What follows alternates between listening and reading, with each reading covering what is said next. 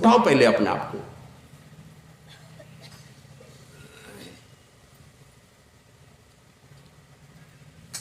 बाबा कहते हैं बबुआ उठा देखा कब के भइल बिहान बा। उठाओ अपने आप को, तब जागना होगा। चौथी अवस्था में चलो, तब वहां देखना होगा। चौथी अवस्था में चल करके देखो, वहां चल करके जगना होता है। चौथी अवस्था में चल करके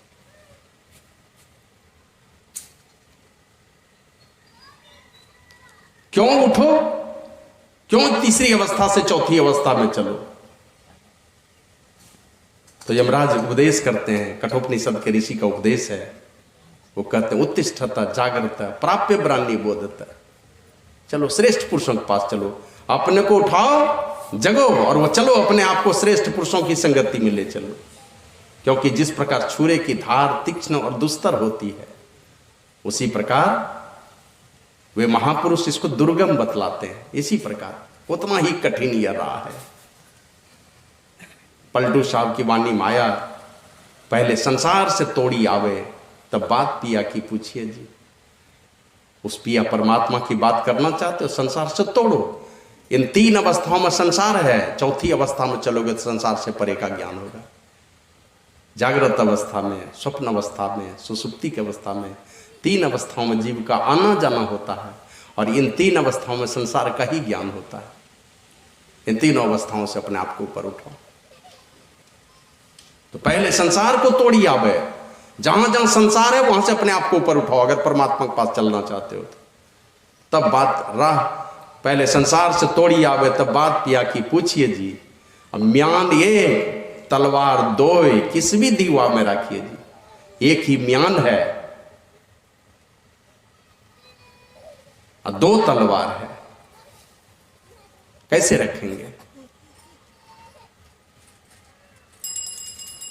तो कहा मीठे प्याले को दूर करो, कटु प्रेम प्याला पीजे जी।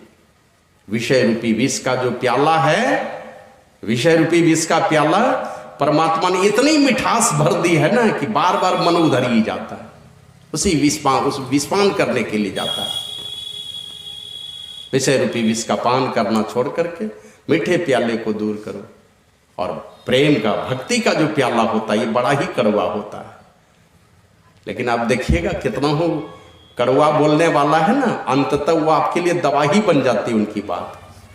और जो मधुर बोलने वाला है ना, संसार में बहुत मधुर बोलने वाले लोग मिलेंगे, अंतिम वो मीठा चीज जो वो जहर ही बनता है आदमी के लिए। तो मीठे प्याले को दूर करो, कटु प्रेम प्याला पीजे जी। विषय रूपी विष का प्याला सदैव मीठा होता है, पीने में अच्छा लगता है। बार बार उन्हीं विषयों की ओर। और इसी के कारण वो इतना मीठा बनाया है परमात्मा ने कि हम उन्हीं के गुलाम हो गए, भूल गए अपने आप को। और इसी बात को माता सबरी के प्रसंग में देखते हैं। बहुत अभी क्या कहते हैं, बहुत सारे माने डिबेट चल रहे हैं उनके बातों पर, रामचरितमानस की बातें। कई विधि स्तुति करो तुम्हारी, अधम जाति में जड़मती भारी। अर्थ नहीं जानने के कारण लोग अपना अपना तर्क देते हैं। अधम जाति कहा नारी को, और माता सबरी कहती है अधम जाति में जड़मती भारी। क्यों जड़मती? जड़मती है नहीं, संसार के लोगों की दशा सुना रही हो। लोगों के मन की जो दशा होती है, संत पुरुष अपने मन के माध्यम से दुनिया को दर्शित करते हैं। अधम ते अधम, अधम अति नारी। तो बार बार अधम अधम अधम का प्रयोग किया, नारी जाति के लिए किया। संसार के लोग देखते हैं नारी जाति के इसलिए। और नारी किनको कहा जाता है, लोगों को पहचान ही नहीं है किनको नारी कहा जाए। बाबा कबीर तो कहते हैं कि नारी की झाई पड़े अंधा होत भुजंग, कह कबीर उनकी कौन गति जो सदा नारी के संग। लेकिन दूसरे जगह बाबा कबीर ही परिभाषा देते हैं, नारी को नर मानिए जो है विषय विरक्त। वो नर है, मर्द है वो। और नर को नारी मानिए जो है विषय आसक्त, विषयों में आसक्त जो है वो नर होते हुए भी नारी है। इसलिए इन तीन अवस्थाओं से अपने आप को ऊपर उठाना है। तीन अवस्थाओं से ऊपर जो उठेंगे, जागृत, स्वप्न और सुसुप्ति की अवस्था से जब चौथी अवस्था में जाते हैं उठ करके, तब वहाँ चल करके जगना होता है। माता सबरी कहती है, ए भगवान, मैं तो आपके साथ थी, आपके साथ पहले मैं परमात्मा के साथ मिलकर के परमात्मा ही थी। बाबा कबीर कहते हैं तब हम ऐसे, अब हम ऐसे, यही जन्म का लहा। पहले मैं परमात्मा के साथ थी, फिर मैं परमात्मा के साथ हो गया। बीच में भटक करके उतर करके चला आया था, गिरी पर्वत की माछली भव सागर में आया। मैं परमात्मा के साथ रहने वाली जीवात्मा अब भव सागर में आ गई, जीवात्मा रूपी मछली बन करके भटक गया मैं यहाँ। वही माता सबरी कहती है, अधम ते अधम, अधम अति नारी। मैं परमात्मा के साथ थी, वहां से खिसक गई, मौज हुई परमात्मा में, एक हूं बहुत हो जाऊं। उनकी मौज के कारण हमारी दुर्दशा है। मैं आया इस संसार में, एको अहम बहुत श्याम, मैं एक हूं बहुत हो जाऊं। मौज हुई परमात्मा में, और जो ही मौज हुई जीवात्मा का सृजन हुआ। मौज हुई तो परमात्मा में कंप हुआ, क्योंकि और कंप का सहचर होता है शब्द। शब्द की उत्पत्ति हुई, उसी शब्द के सहारे ये सारा संसार बनता चला गया, हमारी और आपकी उत्पत्ति हो गई। परमात्मा के साथ थे, निशब्द दशा में थे, वहां से खिसक करके चले आए शब्द मंडल में। एक सीढ़ी उतर गए वहां से, शब्द मंडल से खिसक करके आ गए हम प्रकाश मंडल में। दूसरी सीढ़ी पर खिसक गए और उस प्रकाश मंडल से आ गए हम अंधकार मंडल में। इसीलिए 3 बार ये अधम अधम अधम का प्रयोग किया। जागृत, स्वप्न, सुसुप्ति की अवस्था से तीनों से ऊपर उठाना, इसी को बाबा कबीर भी कहते हैं। हाँ, नचिकेता को उपदेश करते हुए कहते हैं, छुरे की धार जिस प्रकार तीक्ष्ण और दुस्तर होती है, उसी प्रकार वो दुर्गम है वो रास्ता। उस दुर्गम रास्ते पर चलना है, कैसे चलेंगे? पांचों चोर सदा मगरो कत, इनसु कर छुटकारी, सदगुरु नायक के संग मिली चल, लूट सके नहीं धारी। जो उस तीक्ष्ण और छुरे की धार के समान तीक्ष्ण और दुस्तर जो रास्ता है, उस रास्ते पर जो चले हैं वही तो ले जाएगा आपको। एक बार एक महात्मा हुए जयराम स्वामी। जयराम स्वामी के पास एक कोई सज्जन आए और बोले, मैं आपके साथ चलना चाहता हूं। आप बार बार कहते मैंने परमात्मा को देखा है, आप परमात्मा का दर्शन करा सकते हैं। कहा, मैं बिल्कुल करा सकता हूं। काजी गोराई वो आए थे जयराम स्वामी के पास, क्या आप परमात्मा को दिखा सकते हैं? बोला, हाँ मैं दिखा सकता हूं परमात्मा को। आ गए जयराम स्वामी के पास। संत एकनाथ के गुरु हुए हैं वो जयराम स्वामी। अब वो जयराम स्वामी एक दीवार में एकदम वही छोटी पतली सी छिद्र थी, उसी छिद्र से पार हो गए, सूक्ष्म शरीर लेकर के प्रवेश कर गए अंदर में। और उस पार से आवाज लगाते हैं, काजी गोराई इस पार आ जा, इस पर आओगे यहां परमात्मा का दर्शन होगा। क्या मैं तो उस पर जा ही नहीं सकता, बस यही अंतर है, तू इस पार नहीं आ सकता, उसका भेद तुमको मुझसे सीखना पड़ेगा, ऐसे तू परमात्मा को नहीं देख सकता। एक दिन पटना में हम लोग बैठे थे, एक बीएटी का स्टूडेंट वहां आ गया पटना आश्रम में, और स्वामी वेदानंद जी महाराज के करीब में भी बैठा हुआ था। तो बहुत तरह का तर्क वितर्क चल रहा था। तो वो लड़का कहता है, बाबा अभी का जो विद्यार्थी लोग है, पढ़ा लिखा है, वो खाली थोथी दलील देंगे तो नहीं मानेगा, प्रैक्टिकल में करके दिखाना पड़ेगा। अब बिल्कुल प्रैक्टिकल में बिना देखे कौन मानता है? कोई संत पुरुष बिना प्रैक्टिकल किए कभी भी कुछ नहीं बोलते हैं, प्रैक्टिकल करके देख लेते हैं वो पहले। तो बोले, हमको भगवान दिखा दीजिए, परमात्मा को दिखा दीजिए, तब परमात्मा को मानेंगे, प्रैक्टिकल करके दिखाइए। अब बहुत तरह का तर्क दे रहे थे वो स्वामी वेदानंद जी महाराज भी। तो मैं भी बैठा था, तो वही हमने कहा कि भाई ऐसा कीजिए, अब सामने में सूरज उगा हुआ है, आंख बंद कर लीजिए आप, और आंख बंद करके कहिए कि पहले हमको सूरज दिखा दीजिए, तब हम सूरज को मानेंगे।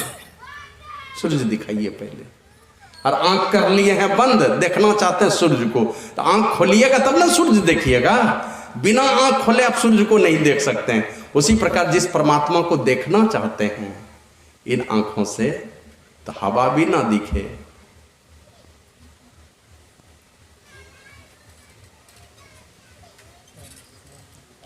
और इन आंखों से परमात्मा दिखे, ये तो हंसी आएगी। हवा भी नहीं दिखलाई पड़ती इन आंखों से। परमात्मा कैसे दिखलाई पड़ेंगे? जिन आंखों से देखना है उसको बाबा कबीर कहते हैं, दीद बरदीद हम नजरों देखा, अजरा अमर निशानी, कहे कबीर सुनो भाई साधो यही आदि की वाणी, कोई सुनता है गुरु ज्ञानी, गगन में आवाज होती झीनी। गगन में आवाज झीनी आवाज होती है, जो ज्ञानी गुरु है वो सुनता है उस आवाज को। देखेगा कैसे? कहा कि दीद बरदीद हम नजरों देखा, आंखों की आंखों से देखना पड़ेगा। मतलब इन चर्म चक्षु से नहीं, इन स्वप्न के चक्षु से नहीं, इन मानस चक्षु से नहीं, यहां तक कि दिव्य चक्षु से भी नहीं। दिव्य दृष्टि से भी परमात्मा का दर्शन नहीं होगा।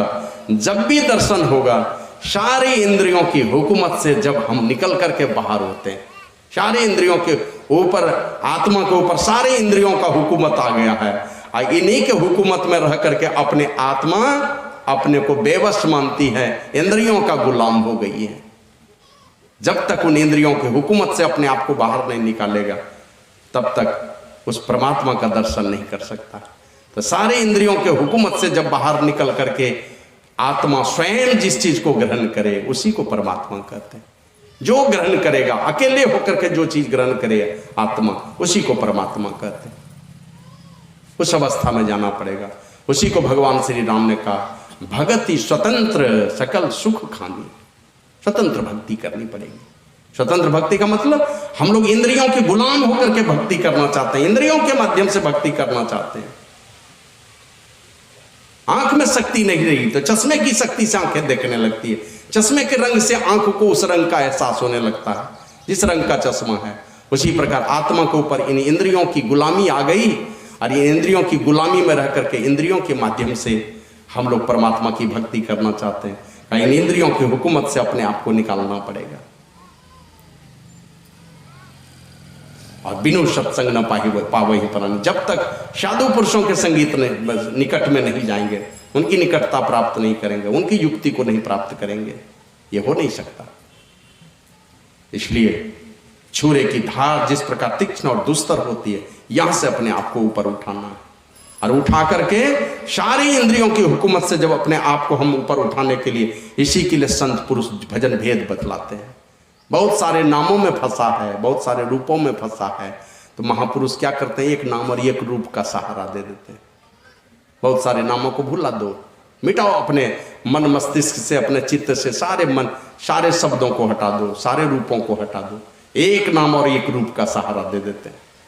एक नाम और एक रूप को जब हम दृढ़ता से जपते हैं, गुरु मंत्र का दृढ़ता से जप करते हैं, तो शायद हमने गोड्डा में बतलाया था, जैसे हम लोग टीवी के सामने बैठते हैं तो रिमोट कंट्रोलर हाथ में रहता है, एक बटन दाबे तो आस्था लग गया, और जैसे ही एक नंबर बदलते हैं तो देखते हैं चैनल तुरंत बदल जाता है। एक नंबर मात्र, 254 में ये चैनल लग रहा है, 255 में दूसरा चैनल लग रहा है।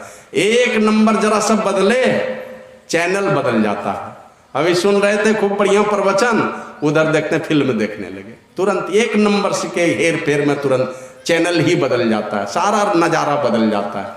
उसी प्रकार संसार के चिंतन में संसार की चीजें, लेकिन महापुरुष जो चीज बतलाए हैं, अब देखते हैं ना, ये एक कपूर होता है, एक कपूर जाकर के एक कपूर हम लोग खा लेते हैं, है ना, वो सोधा हुआ कपूर है, और एक कपूर पंसारी की दुकान में जाके ले लीजिए, वो वाला कपूर खा लीजिए तो क्या होगा, पूरे शरीर में घाव हो जाएगा।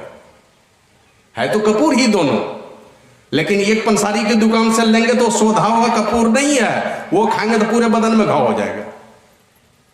और किसी कविराज के घर पर जाकर के वही कपूर ले लीजिए, क्या होगा, वो कविराज शोध करके देता है। तो दादू साहब ने कहा, दादू सृजनहार के केते नाम अनंत, चित आवे सो लीजिए। आपके चित्त में, आपके मन में, विचार में जो नाम आ जाए वही लीजिए। लेकिन वहां कहा कि है मनमानी तो करनी है, लेकिन जरा पूछ लीजिए कोई संत पुरुष से, ये वाला नाम जप करके कोई आज तक में महान बने हैं? अभी बहुत सारा नाम जपवाता है, देखते हैं ना कथाकार लोग क्या क्या नाम जपवाते हैं पता नहीं। इस नाम को जप करके आज तक कोई महान संत बने हैं तो उस नाम को पकड़ लीजिए, और नहीं बने हैं कोई तो छोड़ने में थोड़ी भी देर मत कीजिए, पकड़िए, गुरु मंत्र को पकड़िए। परम लघु मंत्र, जो संत पुरुष बतला दें। बड़े बड़े मंत्रों की आवृत्ति में भी बहुत सारा समय लगेगा, और प्रत्येक श्वास में जप होना चाहिए। तो एक गुरु मंत्र जो है आपका सीधा सीधा संबंध करवाता है गुरु के साथ में। जैसे जपना शुरू किया, प्रेम जुड़ गया उनके साथ में, चैनल पकड़ लिया, दूसरा कनेक्शन हो गया गुरु के साथ में। और हम लोग बैठे हैं जप करने के लिए, कनेक्शन नहीं बन पाता है। कनेक्शन होना चाहिए उस तरफ, और जैसे उनके तरफ कनेक्शन आपका हो गया, उनकी कृपा आपके ऊपर बरसने लगेगी, उनकी कृपा बरसेगी। धीरे धीरे अगवानी तो आइया, ज्ञान विचार विवेक, ज्ञान विचार विवेक ये सारे चीज आने लगेंगे। कनेक्शन जैसे जुड़ेगा, गुरु मंत्र जब बार बार जपने लगेंगे तो दूसरा चीज जपने का मन नहीं करने लगेगा। विषयों के प्रति जो आसक्ति वो धीरे धीरे छूटने लगेगी। प्रेम जुड़ जाएगा गुरु के साथ में, वहां जुड़ेगा। तो ये गुरु मंत्र क्या है? गुरु से जुड़ने का। गुरु साक्षात परमात्मा होता है, उनके साथ आपका कनेक्शन जुड़ जाता है। दृढ़ता से जपिए, वो बैठ करके एकदम दुनिया के सारे ख्यालों को भूल करके उसको जपना है। और उसको जब जपते हैं, उससे संबंधित रूप का आना स्वाभाविक ही है, उससे संबंधित रूप आना स्वाभाविक है। देर सवेर जो भी आएगा, राम राम राम राम जपते जपते जपते ऐसा नहीं है कि कभी कृष्ण भगवान का रूप आ जाएगा। धुंधला भी आएगा तो राम का रूप आएगा। उसी प्रकार हम लोग गुरु मंत्र को जपते हैं, उससे संबंधित रूप ही हमारे आपके सामने आता है। और इन दोनों कामों को, एक नाम और एक रूप का सहारा दे दिया महापुरुषों ने कि दादू सिरजनहार के केते नाम अनंत, चित आवे सो लीजिए जो सुमरे साधु संत। जो जिससे प्रेम हो उसी को जपिए, कहीं मत बदलिए। लेकिन किसी महापुरुष से, जो सिद्ध महापुरुष हैं, उनसे जाकर के थोड़ा अप्रूवल ले लीजिए इनका कि हम यही काम करना चाहते हैं, आपका आदेश होना चाहिए। अब देखते हैं ना, बहुत सारे लोग कुछ गलत भी काम करते हैं, थाने वाले को बता देते हैं कि सर ऐसी ऐसी बात है। हम लोग भी मनियारपुर भेजते थे हर साल 120 कुंटल कोयला, तो सब थाना में जाके कह देते थे कि सत्संग में जा रहा है मेरा कोयला, जबकि जान रहा है कि वो कोयला जो है फ्री का है, पैसा दे के नहीं लिए हैं, जा रहा है कोयला यहाँ से, लेकिन थाने वाले को दे देते हैं सूचना। उसी प्रकार कोई भी मंत्र जपना है, सिद्ध महापुरुष से जाकर के उससे संपुष्टि ले लीजिए, अप्रूवल ले लीजिए, उनसे सीख लीजिए। उनकी सहमति हो गई तो पूज्य बाबा कभी कभी कहते थे कि जैसे राइफल की गोली है ना, किसी को मारिएगा फेंक करके, क्या करेगा वो राइफल की गोली? किसी को फेंक के मार दिए, माथे पे जाकर चोट लगेगी, हो सकता है खून निकल जाए, मरेगा वो आदमी? राइफल की गोली किसी को माथे में मार देंगे फेंक करके, चोट लगेगी, खून निकल सकता है, लेकिन वो मरेगा नहीं। और उसी राइफल की गोली को राइफल में डाल दीजिए, दबाइए घोड़ा यहां से, क्या होगा? 1000 गुना पावर लेकर के चलेगा वो। और सामने में आगे तो कितने को छलनी करेगा पता नहीं है, तो एक ही गोली आपने फेंका, उसका कोई प्रभाव नहीं है, ये थोड़ा प्रभाव हुआ। इसी बात को लेकर के एक बार अकबर ने पूछा बीरबल से कि बीरबल, आजकल के साधु संतों का प्रभाव क्यों नहीं है? ये बात उठाए, क्या बात है, क्यों नहीं प्रभाव है? तो चलिए मैं बताता हूं। बस एक दिन गए राजमहल में, और बीरबल ने कहा कि महाराज इस प्रश्न का जवाब मैं दूंगा फलाने दिन, दरबार लगाया जाए। दरबार लगाया गया, सारे दरबारी जो सलाहकार लोग थे सब लोग आ गए, मंत्रीगण।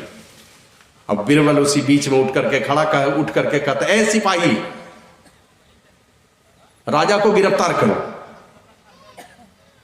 राजा को गिरफ्तार करो। अब वो सिपाही मुंह ताक रहा है, ये पागल हो गया बीरबल, क्या राजा को गिरफ्तार करने के लिए कह रहा है? कोई सिपाही आगे नहीं बढ़ा। फिर कहता सिपाही, हमने कहा ना कि राजा को गिरफ्तार करो, सुना नहीं तुमने? तो लगा सचमुच में ही पागल हो चुका है, ये कुछ पता है इसको कि ये क्या बोल रहा है। जब 3-4 बार दोहराया एक ही बात कि राजा को गिरफ्तार करो, राजा को गिरफ्तार करो, तो अकबर को गुस्सा आ गया कि पागल हो गया, मेरा मंत्री हम ही को गिरफ्तार करने का आदेश दे रहा है। और गुस्सा करके कहता है, ऐ सिपाही, मंत्री को गिरफ्तार करो। जैसे बोला जाकर के बीरबल को तुरंत हाथ में हथकड़ी लगा दिया, ले गया राजा के सामने में। तो राजा पूछता, तुम पागल हो गए हो? बोला पागल नहीं, केवल आपके प्रश्नों का मैं जवाब दे रहा था। क्या जवाब है? का जवाब यही है कि हमने 3-4 बार दोहराया, इस राजा को गिरफ्तार करो, राजा को गिरफ्तार करो। इस सिपाही ने गिरफ्तार नहीं किया।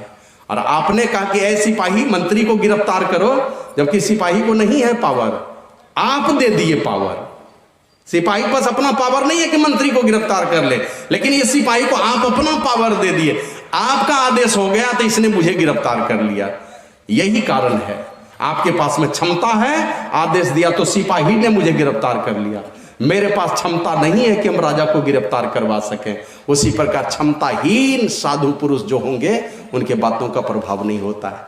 लेकिन जो क्षमतावान महापुरुष हैं, दादू हुए, कबीर हुए, मीरा, सहजो, जना, पलटू, कबीर, नानक, ये आदि महापुरुष हुए, उन्हीं संतों की अविच्छिन्न परंपरा में हमारे गुरुदेव भी हुए। जो कहते थे वही बात हो जाती थी, इसलिए बात की अवहेलना भी लोग नहीं कर सकते। और वो कहते थे कि करके देखो, नहीं हो तो तुम्हारा जूता और मेरा सर हो, ऐसा कहते थे। करके देखो। तो दृढ़ता के साथ जो क्षमतावान महापुरुष, ऐसे महापुरुष से एक नाम और एक रूप का सहारा देते हैं। और इन दोनों सहारे के बल पर जब गुरु जाप मानस, ध्यान मानस कीजिए दृढ़ साध कर, इसका प्रथम अभ्यास कर श्रुत शुद्ध करनी चाहिए। श्रुत शुद्ध हो जाएगी, मन पवित्र हो जाएगा आपका। अब विषयों की ओर जो भटकने वाला मन था, अब निर्विषय तत्व की ओर भागेगा। है ना, जैसे पानी है तो पानी पसरने लगता है, बर्फ है धरती पर रखी हुई है, लेकिन उसको गर्म कर दीजिए, क्या होगा? भाप बनेगा, भाप देखिएगा ऊपर उड़ना शुरू हो जाएगा। तत्व रूप में तीनों एक ही है, लेकिन जैसे भाप का रूप हो लेगा तो वो ऊपर उड़ना शुरू होगा। उसी प्रकार इन दोनों गुरु मंत्र का जप करके, गुरु रूप का मानस ध्यान करके जब आपका मन पवित्र होगा, वो पवित्र मन क्या होगा? ये तन मन हो जाएगा, निज मन। तन मन संसार में, शरीर और संसार में लगा हुआ मन तन मन है, जिसको बहिर्मुखी मन कहते हैं। और यही बहिर्मुखी मन अंतर्मुखी हो जाएगा। जैसे ही इन दोनों कामों को करने के बाद आपके अंदर में पवित्रता आएगी, वो मन ब्रह्मांडी होगा। अब चढ़ना चाहेगा, वो ब्रह्मांड की ओर भागना चाहेगा, उस तरफ दिशा बदल जाती है। और उस तरफ जैसे मन की दिशा बदली, अब आपके अंदर में जो सामर्थ्य है, रज और वीर्य की जो शक्ति है, फिर संसार के नश्वर चीजों में कभी खपाने की इच्छा नहीं होगी। लगेगा इसको परमार्थ की ओर लगाना चाहिए। वो शक्ति उल्टी दिशा में चलने लगेगी, और उसी को ऊर्ध्व रेता कहते हैं। इन दोनों कामों को करने के बाद फिर जब साधक, उनका मन लगता है ब्रह्मांड में प्रवेश करने की इच्छा उनके अंदर में जागृत होने लगती है, उस परमात्मा की खोज में मन बराबर परेशान होने लगेगा, तड़प पैदा हो जाएगी उसके अंदर में। इन संसार के नश्वर चीजों का चिंतन नहीं करके अविनाशी उस परमात्मा तत्व को खोजना शुरू करेगा। और उस पर गुरु की कृपा का बल है, उसके साथ में गुरु के कृपा का सहारा है। पांचों चोर सदा मग रोकत, इन सुकर छुटकारी, सदगुरु नायक ये संग मिल चल, लूट सके नहीं धारी, मनमा राम के व्यापारी, अब की खेप भवत की लादी, बनिज क्यों ते भारी। तो गुरु के कृपा का बल उसके साथ रहता है। तो काम करके जो वहां से जब चौथी अवस्था में चलता है, तीसरी अवस्था में को पार करता है, चौथी अवस्था में चलता है, चौथी अवस्था में चल करके तब वहां जाकर के जगना होता है।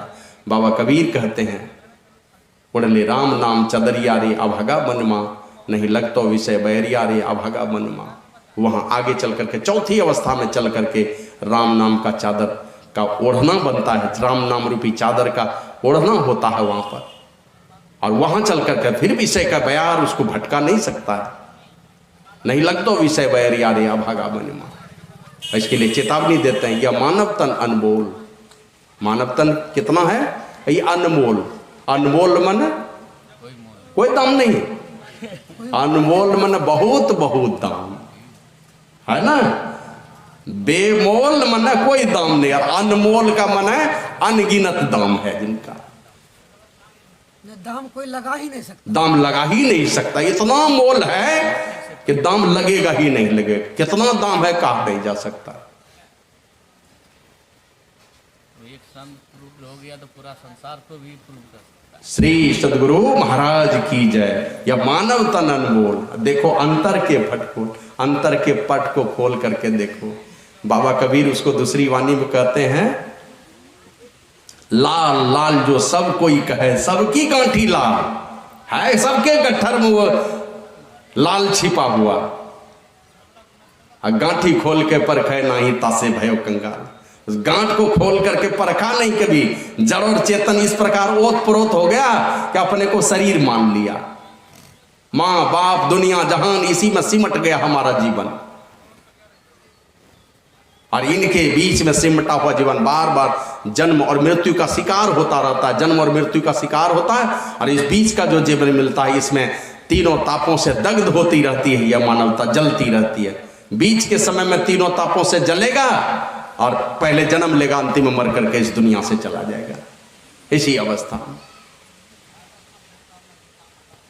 तो यह मानव तन अनमोल, देखो अंतर के फटफोर लेकर ज्ञान तराजू तौल रे अभागा मन मा। ऐ अभागा मन, अभागा क्यों? जो मन परमात्मा के साथ लग करके सदा सदा के लिए परमात्मा में मिलकर एक हो सकता है, उस तरफ जाना चाहिए। वो संसार के प्रपंचों में, संसार के विषय के जाल में, विषय के दलदल में फंस करके अपने कीमती जो समय दिया परमात्मा ने, उसको बेफायदे गंवा दिया। जहां चल करके हमारी अधोगति होगी, उसी में चल करके हमारा सारा जीवन खप गया। थोड़ा ज्ञान के तराजू पर तौल करके देखिए, यह मानव तन अनमोल। अब देखो अंतर के पट अंतर के पट को खोल करके देखिए। बाबा साहेब स्वामी जी महाराज इसी को कहते हैं, जीव पर 3 पर्दा है छाया, उसको साधन से जो न हटाया। साधन नहीं जाना जीवात्मा, क्यों? इसलिए कि 3 पर्दे के अंदर में है, इसीलिए जीवात्मा। हटा दीजिए तीनों पर्दों को, परमात्मा हो गए। एक पर्दा हटा अंधकार का, देवता हो गए। प्रकाश का हटा, ईश्वर हो गए। तीनों पर्दे हट गए, सर्वेश्वर हो गए, परमात्मा हो गए। जीव पर 3 पर्दा है छाया, उसको साधन से जो ना हटाया, उसने पाया जो धन। देव दुर्लभ ये तन है गंवाना, ये देव दुर्लभ तन गंवा दिया अगर उन तीनों पर्दों को नहीं हटाया, या चलने की कोशिश नहीं की। अभी सुन रहे थे केनोपनिषद का मंत्र, इह चेद वेदिदत सत्यमस्ति न चेदिहा वेदिन महति विनष्टि भूतेषु भूतेषु विचित्र धीरा प्रेत्यास्मात् लोकात् मृता भवन्ति। इस जन्म में केनोपनिषद के ऋषि कहते हैं, इस जन्म में यदि ब्रह्म को जाना, और कोई बात नहीं, महति विनष्टि, बहुत बड़ा नाश। कब? जब ये मनुष्य शरीर पा करके इस जीवन में उस ब्रह्म को नहीं जानना, उस आत्मा को नहीं जानना। इसी को कठोपनिषद के ऋषि कहते हैं, अशब्दम स्पर्शम मरूपम अव्ययम तथा रसम नित्यम गंधवच्यत अनादि अनंतम महत्तत्परम तन मृत्यु मुखात प्रमुच्यते। उस महत्व तत्व से भी बढ़ करके जो आत्मा है, जो अशब्द है, अरूप है, अव्यय है, रसहीन है, नित्य है अर्थात अविनाशी है, गंधहीन है, रसहीन है, महत्त्व से परे है, उस आत्म तत्व को जाने बिना तब तक हमारा परम कल्याण नहीं होगा। दुख के मुख से हम निकल नहीं सकते, बार बार जन्मना और मरना लगा रहेगा। इसलिए यमराज ने उपदेश किया, इन तीनों अवस्थाओं से अपने आप को उठा करके चलिए, अपने आप को चौथी अवस्था में ले चलिए। हमारे गुरु महाराज कहते हैं, क्या सोवत गफलत के मारे जाग जाग बन मेरे, ऐ मेरे मन जग जाओ। क्यों गफलतबाजी में, संसार के प्रपंचों में फंस करके क्यों तुम बेफायदे अपने जीवन को, इस कीमती दुर्लभ मनुष्य शरीर को तुम क्यों गंवाए रहे हो? किसके फेरे में पड़े हो? यही सब ना, यह धन धाम कुटुंब कबीला, इसी के चक्कर में तो हैं सब लोग। इनकी भी संभाल करनी, ये नहीं कि इनको छोड़ करके चल देंगे तो परमात्मा की ये बगिया लगी हुई है, इस बगिया को सजाएगा कौन? लेकिन इसी को सजाने में माली सारा जीवन खाली फुलवारी सजाने में जीवन गवा दे, उसके घर की फुलवारी को कौन सजाएगा? व्यक्तिगत जीवन को कौन सजाएगा? तो यह धन धाम कुटुंब कबीला सब स्वार्थ के चेहरे, तो स्वार्थ के ही चेहरे रहे, कोई बात नहीं, स्वार्थ में ही जीता है। लेकिन परमात्मा ने अगर मेरा भरोसा दिया है उनको, उनकी परवरिश भी करनी है। लेकिन हैं ये स्वार्थ के चेहरे, स्वार्थ के भागीदार हैं, हमारे दुख को बांटने वाले नहीं है, ये भी बात भी उठा करके रखना है। इसलिए रामकृष्ण परमहंस कहते थे, संसार में रहो खीरे के समान। खीरा क्या होता है? फाड़िए तो भीतर में 3 भाग, ऊपर से है चिकना। माने संसार में रहिए, लोगों से प्रेम भाव में रहिए, लेकिन दिल में बिठा के रखिए। वो कहते थे, बड़े घर के नौकरानी की तरह रहना सीखो। बड़े घर की नौकरानी जो होती है ना, हमेशा कहेगी घरवार मेरे हैं, बच्चे मेरे हैं, ये काम मेरे हैं, सब कहेगी। लेकिन उसका मन जानता है कि इस घर में मेरा कुछ भी नहीं है, सब मालिक के हैं, और मालिक का आदेश होगा तो घर छोड़ करके जाना पड़ेगा। गलतियां होंगी तो फटकार भी सुननी पड़ेगी। इस भावना से, इसके लिए कहते थे रामकृष्ण परमहंस, अब माताएं बहनें जब घर में कटहल काटती हैं तो क्या करती हैं?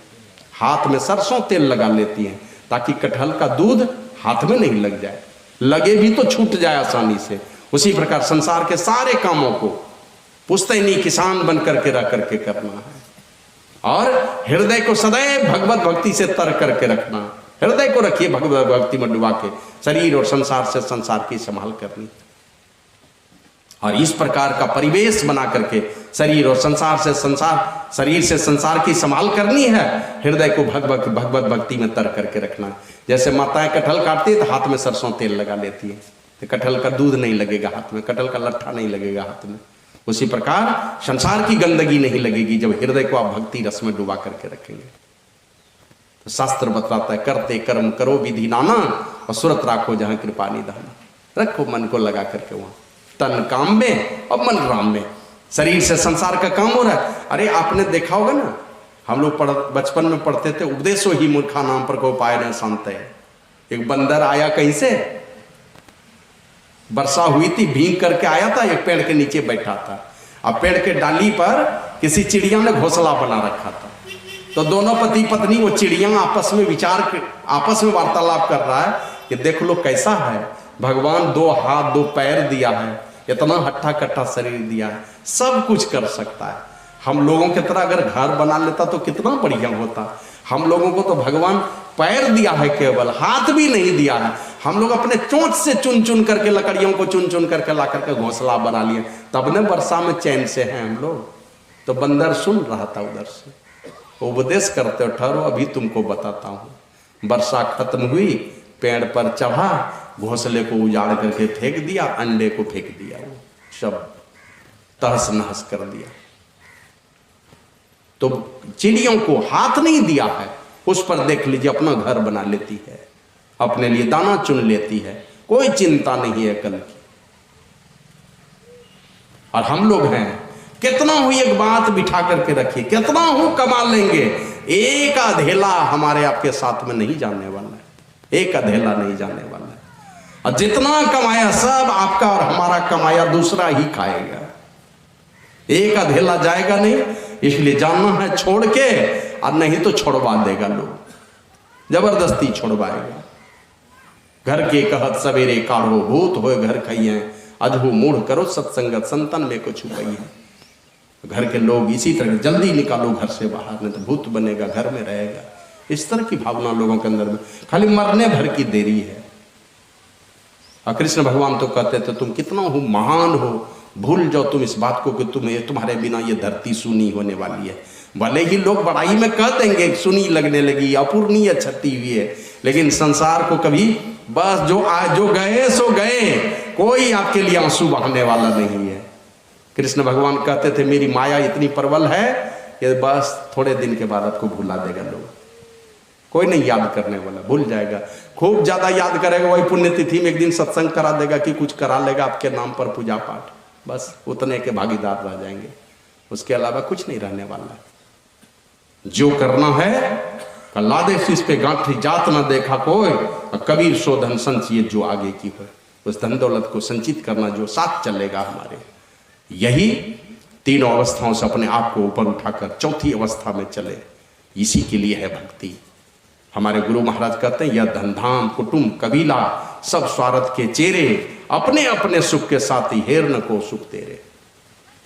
कोई तुम्हारे सुख के लिए नहीं है, सब अपने अपने सुख के लिए। इसलिए कहा उन्होंने तन मन सुख है ना सुख तेरो। ऐ मेरे मन, ऐ संसार के लोगों, ये जो तन मन का सुख है ना, तन मन सुख है ना सुख तेरो, ये तुम्हारा सुख नहीं है। तन का सुख लो, मन का सुख लो, ये तुम्हारा सुख नहीं है। आत्म सुख नहीं तेरे, तुम्हारा असली सुख है कि तुम आत्म सुख को प्राप्त कर लो, इसी से तुम सब मृत्यु के मुख से निकल जाओगे, आत्म सुख को प्राप्त कर लो। लेकिन हम लोग गलती क्या करते हैं, तू तन मन सुख निज के जान लो। हम लोग दिल दिमाग में बैठा लिए ये तन को सुख दो, मन को सुख दो, यही सुख हमारा अपना सुख है। तू तन मन सुख निज के जान लो। अपना सुख तुमने तन का सुख और मन का सुख मान लिया, इसीलिए भयो काल को चेरे। इसीलिए तुम काल का दास बने हो, काल का नौकर बने हो। काल जबरदस्ती तुमको घसीटता है, इसलिए कि तुम तन के सुख में और मन के, तन को सुख देने में और मन को सुख देने के चक्कर में लगे हो। आत्मा के सुख का अन्वेषी बना लो अपने आप को। काल तुम्हारे सामने से हट जाएगा, उसकी मर्जी नहीं चलेगी आपके सामने में। और नहीं तो यह परदेसवा काल को भेसवा जोरे अभय दुख पाई, जो आया है उसने दुख पाया है। सुधी करो प्यारे हो आपन देश के, चलो अपने देश में आत्मलोक में चलो, जहाँ चल करके जन्मना मरना धूप दीप ये सारे कहीं कुछ नहीं है। कहो उस देश की बत्तियाँ जहाँ नहीं होत दिन रतिया, नहीं रवि चंद्र ओ तारा, नहीं उजियार अंधियारा, नहीं तह पवन और पानी, गए वही देश दिन जानी। और कहते कहते कहते हैं मंदिर में दीप बहु बारी, नयन बिन भई अंधियारी। मंदिर में दीप जलाए हैं बहुत, आंख है ही नहीं, सब अंधियाला ही अंधियाला। दीप जलने से क्या होगा? इसलिए कबीरा देश है न्यारा, लखे कोई राम का प्यारा। जो राम का प्यारा होगा वही उस देश को पहुंचेगा। राम का प्यारा कौन होगा? जो संतों के प्यारे होंगे वे राम के प्यारे होंगे। जो राम के प्यारे होंगे वही आत्मलोक को जाएगा, उसी के सारे दुख मिटेंगे। इसलिए इसी की चेतावनी देते हुए बाबा साहिब स्वामी जी महाराज कहते हैं, ऐसे दिन बहुते गईल बीत, तहरा सुतले अचीत। सो करके अचेत अवस्था में सो करके बहुत दिन गवाया तुमने, बहुत समय बहुत जीवन तुमने गवा दिए। दिन बहुते गईल बीत, तहरा सुतले अचीत। जाना आज के दिन के आजे भर परिमाण बा। आज के दिन का परिमाण मतलब लंबाई चौड़ाई मोटाई सबको गुना कर दीजिए, वही न परिमाण है। तो आज के दिन का परिमाण कितना है? का 24 घंटा का। 25 घंटा का आज नहीं होगा, 24 घंटा का होगा। उसके बाद आज बदल जाएगा। ये आज आपके सामने में रहने वाला नहीं है। कल आपके सामने में आज बन करके चलाएगा। ये आज जब आपके सामने से जाएगा तो दौड़ते रहेंगे इस आज को पकड़ने के लिए। आज आपके सामने फिर दोहरा के मिलने वाला नहीं है। पूज्य बाबा साहिब स्वामी जी महाराज कभी कभी कहते थे, मैं कहीं जाता हूँ तो लोग कहते हैं वही शाही बाबा आए हैं जो पिछले साल आए थे न, वही। बोले मैं वही शाही नहीं हूँ, मैं दूसरा शाही हूँ। जैसे गंगा जी में डुबकी लगाते हैं तो पहली डुबकी लगाते हैं और 2 मिनट के बाद जब दूसरी डुबकी लगाते हैं तो लगता है ना कि उसी गंगा जी में डुबकी लगाए हैं, लेकिन पहली डुबकी में जो जल मिला था वो जल है क्या? पहली डुबकी में जो पानी था गंगा जी का वो पानी तो बह के चला गया बंगाल की खाड़ी की तरफ। दूसरी डुबकी में तब तक में दूसरा पानी आ गया। इसी प्रकार आज के दिन का आज ही भर परिमाण है, लंबाई चौड़ाई मोटाई बस यही है। 24 घंटा का ही आज बनाया है परमात्मा ने। जाना आज के दिन के आजे भर परिमाण बा, आलस में बड़ी हानि बा। आज के दिन का आज ही भर गिनती है, बड़ी आलस में बड़ी हानि होगी। बेफायदे मत जाने दीजिए। और समय की बड़ी कीमत है, ये समय चला जाएगा, बिलख बिलख कर रोते रहेंगे, फिर समय लौट करके आने वाला नहीं है। इसलिए उन्होंने कहा ऐसा अवसर खोई, ए बउआ ऐसा अवसर खोओगे, ऐसा जो शुभ अवसर मिला है मैंने मनुष्य शरीर वाला, वो भी शरीर में भी थोड़ी शक्ति बची है। ऐसा अवसर खोई जनी हो भव बटोही। भव बटोही मत बनो, जनी मन मत होता है। मत बनो संसार का बटोही, 84 लाख जोनी में जाने वाला बटोही मत बनाओ। सचेत करो अपने आप को।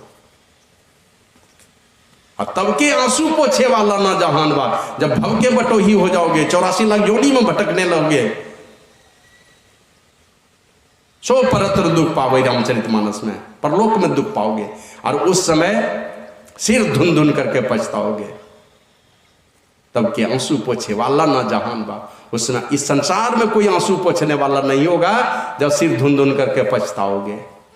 देखें गाय बैल जब रोने लगता है तो कोई जाता है उसका आंसू पोछने के लिए? बहुत रो रहा है, बकरी बहुत रो रही है, चलो आंसू पोछ देंगे, तो बड़ी अफसोस होगा। कोई आंसू पोछने वाला नहीं होगा उस समय। इसलिए कहते हैं सुना समझा संत वाणी, संतों की वाणी को सुनिए, उसको समझिए, है ना। कोई भी आप श्लोक निकाल लें, कोई उपनिषद का मंत्र निकाल लें, कुछ भी निकाल लेंगे, कोई मंत्र कोई श्लोक जो है आपको मुक्ति दिलाने वाला नहीं है। शास्त्र का कोई भी श्लोक कोई भी मंत्र कोई भी शब्द आपको मुक्ति नहीं दिलाएगा। साधन करना पड़ेगा, साधना की गहराई में उतारना पड़ेगा। बहुत सारे वेद मंत्र आपने याद कर लिए, अच्छी बात है, याद किए हैं तो आप लोगों को सुना सकते हैं, लेकिन उस वेद मंत्र से साधना में चढ़ाई हो जाएगी, ऐसा नहीं होता है। यहाँ तो डिग्री किस प्रकार की चाहिए हमारे यहाँ संत मत में? कौन पास कर सकता है, कौन पढ़ सकता है इस विद्यालय में? एमए पीएचडी वाला? नहीं नहीं, एमए पीएचडी वाला भी है तो बढ़िया है, या तो खुरपी कुदाली वाला भी डिग्री चलता है, वो भी महापुरुष संत हुए हैं। ऐसे ऐसे हुए जो कि बाबा कबीर तो कहते हैं मसी कागज छुयो नहीं, कलम गहियो नहीं यार। तो कितने पढ़े लिखे हैं, पढ़े लिखे हैं तो और बढ़िया बात है, संसार भी सजेगा। नहीं भी पढ़े लिखे हैं तो इस विद्यालय की पढ़ाई पढ़ करके दुनिया में एक से एक महान पुरुष हो गए। तो सुनो, समझा संत वाणी, संतों की वाणी को सुनिए, समझिए, कर आपन हित जानिए, अपना हित कीजिए, जान करके कीजिए, क्योंकि संतों की वाणी ही ये जहाज है, जहाज शाही ये भव से तारे वाला यान बा, यान है ये जहाज है बहुत बड़ा, पापी से पापी, भारी से भरकम। देखते हैं बड़ा बड़ा जहाज, अभी कौन एक आया है गंगा जी में चल रहा है, कौन क्या ना कौन ना, अभी मुंगेर तरफ कहीं आया है इधर, हाँ इधर से लौट रहा था, गंगा ऐसे कुछ है नाम, उनका नाम भूल रहे हैं। एक यात्री रो किराया है 18 लाख। श्री सदगुरु महाराज की जय। तभी देखते हैं ये मनिहारी घाट में 10, 15, 20 एलसीटी पर एकदम लोड ट्रक लेकर के पार कर देता है। क्रूज, गंगा विलास क्रूज, गंगा विलास क्रूज, एक यात्री किराया 18 लाख। तो ऐसा ऐसा जहाज है, ऐसा ऐसा जहाज है जो कितना भारी भरकम ट्रक को और हवाई जहाज को और क्या क्या को लोड लेकर के यहाँ से वहाँ हजारों किलोमीटर तक चल सकता है। लेकिन साईं बाबा कहते हैं ये संतों की वाणी जो है ना, ये इतना बड़ा जहाज है, पापी जो होता है इस धरती से भी भारी होता है, उस पापी से पापी, भयंकर से भयंकर पापी को भी पार लगाने का सामर्थ्य संत वाणी रूपी जहाज पर है। शाही इहे भव से तारे वाला यान बा, संतों की वाणी ही जहाज है, जहाज जो पापी से पापी लोगों को भी इस पार से उस पार लगाता है। इन संतों की वाणी को सुनिए, समझिए और अपना हित जान करके कीजिए। और अपना हित जानने में यही है, हमारे गुरु महाराज कहते हैं दृढ़ प्रतीत, प्रीत कर गुरु से।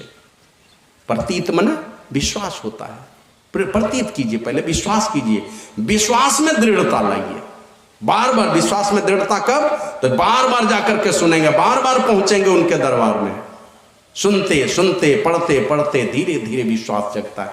तो विश्वास में दृढ़ता लाइए, दृढ़ प्रतीत, तब प्रीत कर गुरु से। प्रीत मन होता है प्रेम, दृढ़ता लाइए प्रेम में, दृढ़ प्रतीत, प्रीत कर गुरु से। कर सत्संग सवेरे, जितनी जल्दीबाजी हो सके, अविलंब कहते हैं उसी को। कर सत्संग सवेरे, जल्दीबाजी में कीजिए। और सत्संग का मतलब केवल ये बाहरी सत्संग नहीं है, हमारे गुरु महाराज कहते थे नित सत्संगति करो बनाई, अंतर बाहर द्वय विधि भाई, धर्म कथा बाहर सत्संगा, अंतर सत्संग ध्यान भंग। दोनों सत्संग कीजिए, घंटों बैठ के बाहरी सत्संग, अब थोड़ा देर ही बैठ करके आंतरिक सत्संग का। मन भर ज्ञान और रत्ती भर ध्यान, बैठिए सत्संग, सत्संग से बार बार मन में प्रेरणा मिलेगी। लेकिन प्रेरणा लेकर के घर में जाके चुपचाप बैठ मत जाइए, इसका प्रयोग कीजिए, ध्यान का रंदा चलाइए घर में बैठ करके। थोड़ा भी करेंगे, यही थोड़ी थोड़ी पूंजी, थोड़ी थोड़ी पूंजी, मरने के समय में भी जो है ना, ये संस्कार अगर डाल करके रखेंगे, बाल बच्चा कोई नहीं सुनेगा, सुनाते रहिएगा अपने भगवान जी को, अपने प्रभु जी को, अपने गुरु जी को, वो सुनेंगे। भीम गाता था ना, गाता था, हाँ नहीं हमारा गला बहुत खराब है, कोई पसंद नहीं करता है। तो कृष्ण भगवान कहते हैं कोई नहीं करता है, मैं तो करता हूं ना। तो इसी प्रकार कोई नहीं सुनेगा, आप बैठे बैठे, आप बिछावन पर पड़े हुए, आप पुकारते रहेंगे, कोई नहीं सुनेगा, आपके गुरुदेव सुनेंगे आकर के, जिनको पुकारेंगे वो सुनेंगे। और संसार के 100 लोग सुनेंगे, उनसे जो भला होगा, बदले में आपके गुरुदेव सुन लेंगे तो शायद हजारों लोग आपके पीछे पड़ जाएंगे अंतिम समय में। इसलिए इन सारे चीजों को का दृढ़ प्रतीत, प्रीत कर गुरु से। कर सत्संग सवेरे, बाहरी सत्संग भी कीजिए और जल्दीबाजी में जितना समय मिल रहा है आपको, कल हमारा ये हाथ पैर शरीर चलने लायक रहेगा कि नहीं रहेगा। हमारे देखते हैं छत्रपति बाबा, इनका अपना क्लास फ्रेंड दिलीप महतो, ये कौवा ढाब का था, दोनों गंधरपुर और कौवा ढाब दोनों जगह घर था। आश्रम से ले गया तो मुझ को लगता है 60-65 कुंटल की 70 कुंटल चावल, वो चंदा वाला चावल लेके गया। और ऐसा हुआ उसको कमर में किस समय पैरालिसिस मारा, कौन नस में मारा वो समझ नहीं सका। धीरे धीरे कमर नहीं उठने लगा, रस्सी पकड़ के उठता था। उठते उठते उठते 2-3 महीने में जवान लड़का देखते देखते दुनिया से चला गया। समझ ही नहीं सका कि हमको लकवा मारा है, पैरालिसिस का अटैक हुआ है, और दुनिया से चला गया जवान लड़का। ये भागाबंद का एक लड़का, 3 लड़का निकला ट्यूशन पढ़ने के लिए, एकदम मिर्जा चौकी की स्टार बस लगी थी मोहनपुर चौक पर, सीधे डैश कर दिया एकदम सामने बस से। तो 2 लड़का तो हॉस्पिटल में, एक लड़का वहीं पलौटे पर चला गया। तो हमारा शरीर कल रहेगा कि नहीं रहेगा क्या गारंटी है। इसलिए कोई किसी चीज़ का गुमान मत कीजिए। ये जो कुछ भी परमात्मा ने दिया, परमात्मा के चरणों में समर्पित करके, भगवान तुमने बहुत दिया, और जो कुछ भी मुझसे गलती हुई है बस आगे का रास्ता दिखा दो प्रभु। इसके लिए बार बार साधु संतों के चरणों में जाके गिड़गिड़ाइए। गुरु महाराज कहते हैं या विधि भव फंदा कटी जाइए। दोनों सत्संग करेंगे, जितनी जल्दीबाजी में समय निकाल करके करेंगे, शरीर छूटेगा, बढ़िया लोक में जाएंगे, उत्तम सर्वलोक जाएंगे, और नहीं तो लौटेंगे तो बढ़िया कुल परिवार में जन्म होगा। अब मरने के समय में अगर भजन करने की भावना के साथ अगर शरीर छूटे तो फिर से मनुष्य का शरीर दे देगा।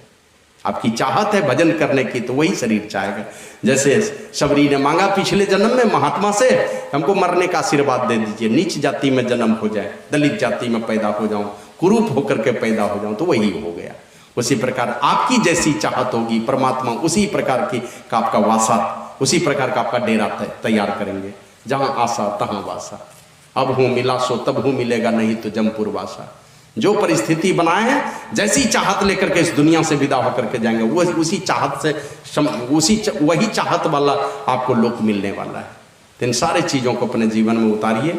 इन्हें यही सारे संतों ने यही चेतावनी दे करके कहा, संसार में रहिए, एकदम सजग होकर के रहिए, नियमित रूप से सत्संग ध्यान कीजिए, बढ़िया चरित्र से संसार में रहिए। बेटा और बेटी सब लोगों के लिए मैं बार बार कहता हूँ, बार बार यही कि एक बार भगवान श्री राम ने जब रावण की हत्या कर दी तो माता मंदोदरी आई देखने के लिए। कौन मारा मेरे पति को, किसने मारा? कि मेरे पति के एक बार कदम रखने पर तीनों लोग हिलने लगे, सारे लोगों का मालिक है मेरा स्वामी, उसको मारने वाला कौन हो गया? किनको इतनी हिम्मत हो गई जो मेरे पति को मार सकता, जो सारे लोगों पर राज करता, चाहे गंधर्व लोक हो, नाग लोक हो, देव लोक हो, सारे लोगों पर राज करने वाला मेरा पति है, मेरे पति को किसने मार दिया? तो माता मंदोदरी आई थी देखने के लिए प्रभु श्री राम को। तो राम जी बैठे थे, अब माता मंदोदरी ज्यों ही उधर से आई ना, तो उनकी परछाई पड़ गई भगवान श्री राम के चरणों पर। अपने चरण की ओर देख रहे थे वो, कि अगल बगल नहीं देख रहे थे प्रभु श्री राम, अपने चरण को देख रहे थे। अब जैसे चरण पर भगवान श्री राम की दृष्टि गई तो देखा कि कोई परछाई है मेरे चरण पर। परछाई को देखने से लगा कि कोई माता जी की है, कोई नारी का, कोई स्त्री का है ये परछाई। तब तक मैं सामने में आ गई।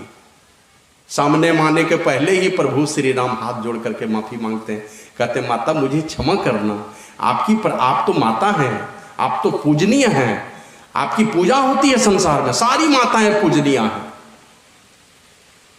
और आपकी परछाई मेरे चरण पर पैर, मेरे अपवित्र जगह पर पैर गए, मेरे चरण पर पैर पड़ गए, इसलिए मैं बड़ा ही पापी हूं, आप मुझे क्षमा कर दीजिए। अब इतना बोल ही रहते कि उधर से माता मंदोदरी सामने में आकर के खड़ी है। तो पूछा आप कौन? कहा कि मैं मंदोदरी हूं। तो कहा माता जी प्रणाम। उनको प्रणाम करके इसके बाद कहते माता जी क्या बात है, क्यों आई है? कहा मैं यही देखने के लिए आई हूं कि मेरे पति को किसने मारा। कहा माता क्या करूं, लाचारी थी मेरे साथ में, लाचारी यही थी, उसने अनैतिक कार्य किए थे, इसलिए उसको मारना तो जरूरी था, मेरी लाचारी थी, अनैतिक कार्य किए थे उसने, इसलिए हमने मार दिया। लेकिन माता मुझसे गलती हो गई, आपकी परछाई मेरे चरण पर पड़ गई, आप मुझे क्षमा कर दीजिए। और ये बताइए आप आई हैं किधर? कहा यही देखने के लिए आई थी कि मेरे पति को मारा किसने। कहा देख लिया? बोला हाँ। क्या देखा? कहा यही देखा, यही बात मेरे समझ में आई कि एक मेरे पति थे, मैं हूं विश्व सुंदरी मंदोदरी, इस धरती पर सबसे ज्यादा खूबसूरत, मेरे जैसे पत्नी को भी पाकर के मेरा पति एक वनवासिनी के पत्नी पर बुरे नजर डालता है। और एक वनवासी रूप में जंगल में रहने वाला वो राम जो दूसरे माता की परछाई पड़ने पर भी उससे क्षमा याचना करता है। तो ये राम नहीं मारेगा उस मेरे पति को तो कौन मार सकता, दूसरा कोई नहीं मार सकता। माने मेरा पति मेरे जैसे विश्व सुंदरी को पाकर के भी वो खुश नहीं है, वो वनवासिनी देवी सीता पर नजर डालता है। और ये कहे श्री राम जो पराई नारी की परछाई पड़ने पर भी उससे क्षमा याचना करता है। इस प्रकार नारी के सम्मान का भाव जिनके अंदर में वो सारा दुनिया जीत सकता है। इसलिए बेटा हो कि बेटी संसार में रहिए, बढ़िया चरित्र से रहिए, ऐसा चरित्र कि दुनिया में लोग नाम ले, दुनिया वाले आपको आशीर्वाद दें। घर गृहस्थी का जीवन हो कि साधु का जीवन हो, किसी जीवन में जीते हैं, इसको बचा करके चलिए। और नहीं तो बाबा साहिब स्वामी जी महाराज की वाणी में आया, भव्य भेष भले बना लो यदि न ऊंचा ख्याल है, तो भेष तेरा यह जगत को ठगने का उत्तम जाल है। ब्रह्म वार्ता कह लो वाह वाह कमाल है, अब पर ब्रह्म संत सदगुरु जो कहा लो वाह वाह कमाल है। ये ब्रह्म वार्ता जो कहा लो यदि न वैसे ऊंचा ख्याल है, ब्रह्म वार्ता कहा लो यदि न वैसा चाल है। अब पर ब्रह्मी वृत्ति बिना जमराज का दलाल है। जमराज का दलाल बन करके मत रहिए, भेष बनाइए बढ़िया, लेकिन ऊंचा ख्याल भी होना चाहिए। और ब्रह्म ज्ञान की बात अगर होती है तो आपकी वृत्ति भी ब्राह्मी होनी चाहिए। आप अंतर्मुखी साधना करते हैं कि नहीं करते हैं, तो दोनों ही काम, संसार भी सजे, परमार्थ भी सजे, लोगों को भी सुनाएं लेकिन अपने जीवन को भी सजाएं। अपने जीवन को सजाना मूल मकसद होना चाहिए। तो किसी भी तरह से जैसे बने तैसे करो कमाई, धर चरणन विश्वास, गुरु के चरणों में विश्वास धर करके जैसे भी बनता है कमाई करते जाइए। इसी को राधा स्वामी साहब ने कहा कि क्या सोवे जग में निंद भरी, उठ जागो जल्दी भोर भई, पंथी सब उठ के राह लई, तू अंजिल अपनी विसर गई। सदगुरु की खोज करो प्यारी, संग उनके बाट चलो से अन्यारी, भवसागर है गहरा बहरी, गुरु पिन को जा सके पारी। गुरु के बिना कोई पार नहीं जा सकता, इतना गहरा सागर है। इसके लिए आवश्यक है कि सदगुरु की खोज कीजिए, सच्चे सदगुरु की तलाश करके उनसे जुक्ति सीख लीजिए, दीक्षा शिक्षा ले करके नियमित साधन भजन कीजिए। इसके लिए बढ़िया चरित्र बना के रखिए, पांचों पापों से अपने को बचा के रखिए। गलती हो तो बार बार महापुरुषों के चरणों में जाके माथा टेक करके अपनी गलती स्वीकार कर लीजिए। आगे दोहरा के गलती नहीं हो, इसके लिए क्षमा याचना करके कि गुरुदेव इतनी शक्ति दे दो कि हम गलत रास्ते से हमेशा हमारा जीवन बचा हुआ रहे। माता पिता पूर्वजों का बहुत सारा कर्ज है हम लोगों के ऊपर में, इन सारे कर्जों को अगर चुकाना चाहते हैं, अपने पूर्वजों के कर्ज को, माता पिता के कर्ज को, बस उस कर्ज को एक ही उपाय है कि चरित्रवान होकर के परमात्मा की भक्ति करें। और जहाँ तक बन पड़े आप अपने माता पिता, अपने जो पूर्वज हैं उनके निमित्त कुछ अच्छे कर्म करें, शुभ कर्म करें, माता पिता को दुख नहीं दें। धीरे धीरे सारे कर्ज उतर जाएंगे। यही आप लोगों के सेवा में सुनाया। बहुत बहुत साधुवाद, बहुत बहुत धन्यवाद। बड़े लोगों को बहुत बहुत बार नमन करता हूँ। और छोटे जो जवान लोग हैं, जवान दोस्त हैं, मेरे बेटे हैं, बेटियां हैं, बहनें हैं, भाई हैं, सब लोग अच्छे रास्ते पर चलें, सब लोग सदाचारी बने, स्वामी विवेकानंद के तरह बने, गुरु महाराज के तरह बने, चरित्रवान बनकर के संसार में रहे। सबों का भला हो, सबका कल्याण हो। आदरणीय शंकर बाबू को भी बहुत बहुत आशीर्वाद है। उनकी धर्मपत्नी हैं, बेटे हैं, बहू हैं, बच्चे हैं, जो भी हैं, सब लोगों का लोक और परलोक दोनों ही कल्याणकारी हो, सुख समृद्धि से भरा जीवन हो। जो भी सत्संग में आए सबों का मन इसी तरह सत्संग में, ध्यान में, साधु सेवा में लगे, मन सदैव इन शुभ कर्मों में जुड़ा रहे। ऐसा मैं ऐसी प्रार्थना गुरु प्रभु से करते हुए अपनी वाणी को विराम देता हूँ। श्री सद्गुरु महाराज की जय।